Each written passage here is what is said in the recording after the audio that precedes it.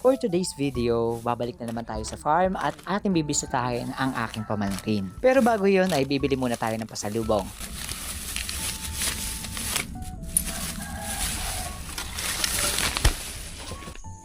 Magandang umaga. Punta ako sa bukid ngayon. May dala akong pasalubong sa pamangkin ko. For sure matutuwa yan. And gusto kong pumunta sa ilog. Ano ba?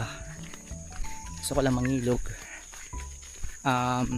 Tagal na rin kasi ako hindi nakapunta sa ilog and pandemic pa yata yun yung last na punta ko sa ilog. So ngayon 2026 na, so ilang taon na rin, kaya mangingilog muna tayo.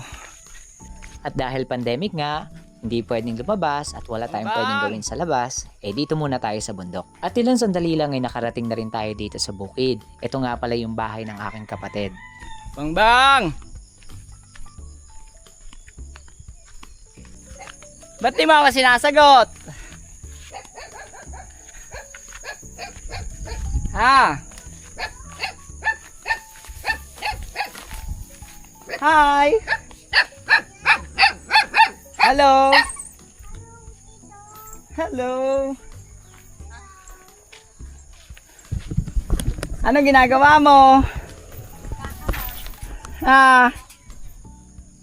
Ang lula! Lula! Ah! Ay! Sabay mo sa tatay? Ayun na, may pasalubong ko dito.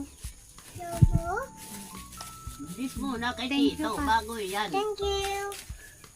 Ay, hindi nag-bless. Bless ka daw. Oh, nalaglag. Bless you.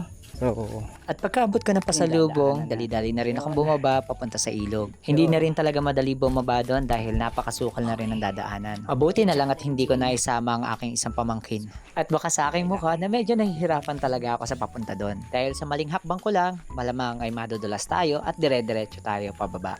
At yung ating mga tanim dati, naalala ko pa. Yung mga puno ng kakawate na yan dati, may mga tanim ako dyang ube. Tinaniman ko ng ube yan. Aba sukat ba naman ng tatay na hukay-hukay? Di, ayan, meron pa. Ito. Ubi ko to eh. Ubi ko to eh. Huhukayin ko to mamaya. Hukayin ko yan mamaya. At nung nakita ko na meron pa talaga akong mahuhukay, tuwan-tuwa akong parang bata. At naalala ko rin pala na marami rin pala ako na itanim dati na luya. Ito, tinamnan ko ng luya. Hindi ko alam kung... ito pa! May luya pa, may mga luya pa. At nabuhayan nga ako ng loob. Alam ko na makakahukay pa rin ako ng aking itinanim na gulay. Balik ako sa Kapatagan. Tapos itong area na to, dating taniman ko yan ng melon. Noon talaga mahilig talaga ako magtanim ng kung ano-ano. At pinasok ko rin ang pagtatanim ng melon. Tinaniman nila ng talong.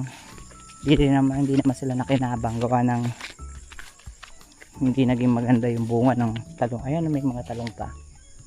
Hindi sila nakinabang dahil pagkatanim pa lang ay binayo na agad ng mga bagyo. Ito kasing lugar na to ay daanan talaga ng hangin. Kaya medyo mahihirapan ang iyong gulay na itatanim. Tanim. Ka-recover ka dito. Yun nga lang kasi kailangan mo talaga ng mga puhunan. Kung yung iba ay nakakala ang pagtatanim ay hindi na kailangan gumastos, dito hindi. Kailangan pa rin natin mag-invest. Hindi ka bibili ng ipot ng manok. Kahit pa sabihin organic yung gagamitin mo na pataba o fertilizer, bibilhin mo yan. Ang isang sakong ipot ng manok ay sa mga poultry 10 pesos ang isang sako.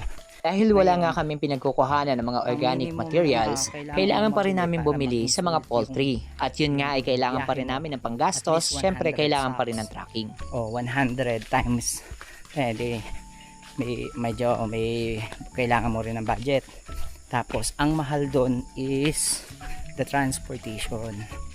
So yan, Tunay nga kapag nasa bukid ka, marami kang po pwedeng gawin. Tulad na lang ng pagkuha ng mga sariwang gulay, tulad na lang ng gabi. Talbos ng gabi, may mga panglaing. Ayan. So, Nga lang ang tanong, Kukuha ka lang marunong yan. ka ba magluto? ayan no, dami niya no. Laing. Pwede yan no. Kukunin mo lang yung mga ganito. Ayan. Ito oh, dami oh. Yun nga lang kung hindi ka marunong magluto, doon tayo talo kasi baka mamaya makati yung pagluluto mo. Makati ka magluto ng gabi. Bukod dyan, kapag ikaw ay nasa bundok, iba't ibang pagkain ang po pwede mo Ito yung makita. tibig na dati akala namin yan ay lazon. Pero tingnan nyo naman, hinog na hinog. Pulang pula. Dami. Diba? Daming bunga oh. Yan ay nakakain. Ang nakakita kong kumakain ng mga ganyan, mga Vietnamese, mga Chinese, ang dami oh. Oh, hinog na hinog 'di ba? Pulang-pula na. Maroon na nga yata yan eh. Sorry, color blind ako. At hindi ko na rin pinalagpas yung mga bagay na ginagamit namin sa paggawa ng bahay. Sa totoo lang, ngayon lang talaga ako nakakita ng bumulaklak na buho. Ngayon lang ako talaga nakakita ng ganito na namumulaklak. Hindi siya usual talaga na namumulaklak oh. Ang ganda niya. Pinasok yung mata ko. Yun na nga. Hayop. Dahil pakilamero, pinasok ng lamok yung aking mata. May pumasok sa loob ng mata ko. But anyway. Oh, hindi siya usual na May sanay tayo dyan, tuloy pa rin ang ating kwento. Na namumulaklak yung ganyan. Sa tanda ko na dito sa bundok, sa gubat, ngayon lang ako nakakita ng ganyan. Bakit, Kois? Ilang taong ka na ba talaga? Marahil sasabihin nyo sa akin, bakit ako lagi namumundok? Bakit mas gusto ko dito? Pero ang totoo niyan, dito ang peace of mind ko. Tilang sandali lang ay narating ko na rin ang Yan guys, oh, kung magaling kayo manguha ng pako. Ayan, oh, dami.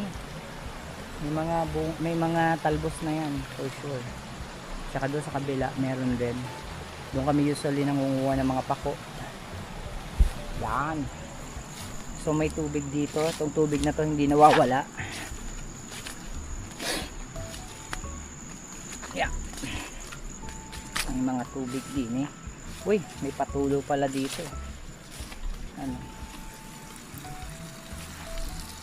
Running water. Tapos may mga tanimang kakayata na kamoting bagi na yan oh. Gaganda ng kamote niya at saka kangkong ayun. Diba? Ayun oh. Ito guys ang kinukuhang pako. Yan. Yan mga talbos ng pako. Kinukuha yan. Ginugulay. So manguha tayo. Ito kunin pa natin kasi mura pa yan.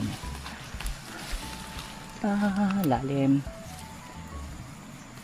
Oh, 'di ba? Nakakuha na ako ng ilan. So ganyan lang.